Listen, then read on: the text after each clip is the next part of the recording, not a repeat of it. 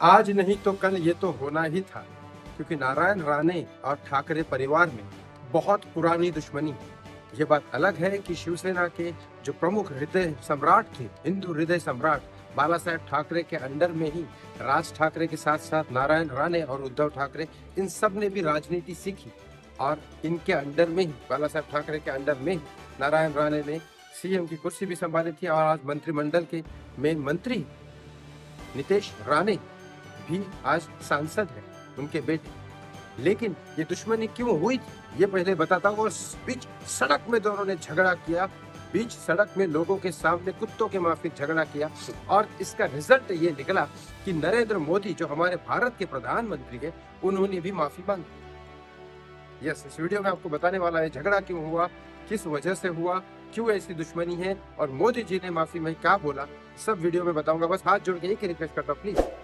इस चैनल को सब्सक्राइब करेंगे तो बहुत बहुत मेहरबानी होगी, और बेल आइकॉन दबाओगे तो इमीडिएटली आपको नोटिफिकेशन मिल जाएगा, और लाइक शेयर जरूर करेगा आपको वीडियो पसंद आया तो। बाला साहेब हिंदू हृदय सम्राट बाला साहेब ठाकरे, इन लोगों ने कभी भी, बाला साहेब ठाकरे ने कहा था कि मैं कभी भी कुर्सी पे नहीं बैठूंगा और कांग्रेस के साथ हाथ नहीं मिलाऊंगा। ये उनके दो वचन थे। इन्होंने बहुत लोगों का अंदर ट्रेनिंग दी, यहाँ तक कि एकनाथ शिंदे भी इनके अंदर से ही निकले। इन्होंने ही राजनीति इनको सिखाई और निष्पाप राजनीति सिखाई, और बहुत सारी चीजें इन्होंने अच्छे चीजें सिखाई बाला साहेब ठाकरे, और बहुत अच्छे काम भी। इन्होंने तो अपनी राजनीति खेली, इन लोगों को ट्रेन किया और नारायण राणे को सीएम भी बनाया था। लेकिन इसी समय पे उद्धव ठाकरे के अंदर पता नहीं क्या चीजें थी। नीतीश राणे के कहने के हिसाब से नीतीश राणे ने ये कहा कि हम हमारे साथ जो दुश्मनी की, उन्होंने उससे कोई प्रॉब्लम नहीं है, राजनीति में सारी दुश्मनी होती रहती है, लेकिन हमारी माताजी को मारने की कोशिश की, और उनकी माताजी एक हाउसवाइफ, ऐसा नीतीश राणे कह रहे। अगर इतनी बड़ी साजिश आदित्य ठाकरे उद्धव ठाकरे ने की है तो ये वाकई में बहुत बड़ी शर्मनाक बात है। तो इसके झगड़े की वजह मेन वहां से निकली है। और अगर किसी की मां को मारने की कोशिश की जाए जिसकी मां का कोई रिश्ता ना हो राजनीति से, वो एक हाउसवाइफ हो, तो फिर ये झगड़ा और ये दुश्मनी तो मुझे नहीं लगता कभी खत्म होगी। अब क्या हुआ बताता हूं। आपको पता है सिंधुदुर्ग में, राजकोट में एक महाराज छत्रपति श्री शिवाजी महाराज, जिन्होंने महाराष्ट्र में अपना स्वराज्य का झंडा फहराया था और कुत्तों की तरह मुगलों को भगा दिया था महाराष्ट्र से, वो छत्रपति शिवाजी महाराज की मूर्ति राजकोट किले के वहां गिर गई। अब ये मूर्ति गिरने के बाद वहीं पे बात करने आए थे नारायण राणे, उनके कुछ कार्यकर्ता, उनके साथ नीतीश राणे भी थे और आदित्य ठाकरे भी आए। आदित्य ठाकरे ने इस पे कहा कि महाराज के ऊपर कोई नहीं होनी चाहिए। नीतीश राणे ने इसके ऊपर कहा कि ये क्या हुआ है, जो भी इसकी गलती सुधारी जाएगी, जो गुनहगार है उसको सजा मिल जाएगी। यहाँ तक तो ठीक है, लेकिन जब इनकी हल्ला बोल हुआ, इनके कार्यकर्ताओं ने बहुत ज्यादा हल्ला बोल किया, बहुत ज्यादा नारेबाजी की, तो इनके अंदर हो गई है झगड़ा बीच सड़क में।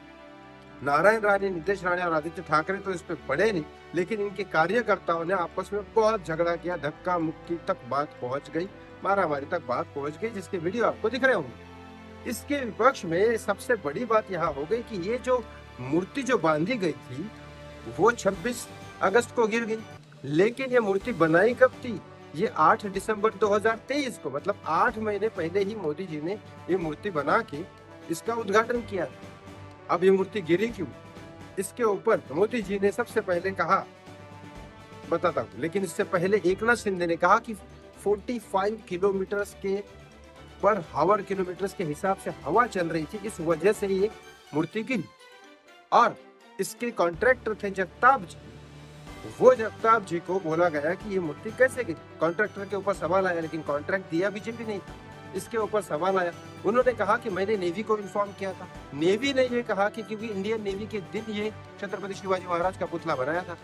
अब इंडियन नेवी ने कहा कि नहीं, हमने भी इन्फॉर्म किया था बहुत दिन पहले, लेकिन इसके ऊपर कोई कार्रवाई की नहीं गई, तो अब मूर्ति टूटी। अब मूर्ति टूटी तो उसके ऊपर राजनीति शुरू हुई। महाराज छत्रपति श्री शिवाजी महाराज के आदर्श और सारी चीजें और उनका लड़ाई लड़ने का तरीका और उनकी जाबाजी और उनकी हिम्मत का तो कोई ये नहीं करता, उनके उस रास्ते पे तो कोई नहीं चलता, लेकिन उनकी मूर्ति गिरने के बाद उसके ऊपर राजनीति जरूर खेली जाती है।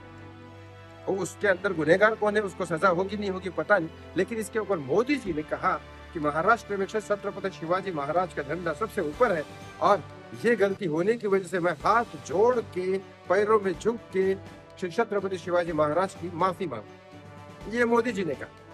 अब आपको क्या लगता है यहाँ पे कौन गलत है, वो कॉन्ट्रैक्टर या बीजेपी के कुछ लीडर कि जिन्होंने कॉन्ट्रैक्ट उनको दिया, या फिर कुछ और ही साजिश है?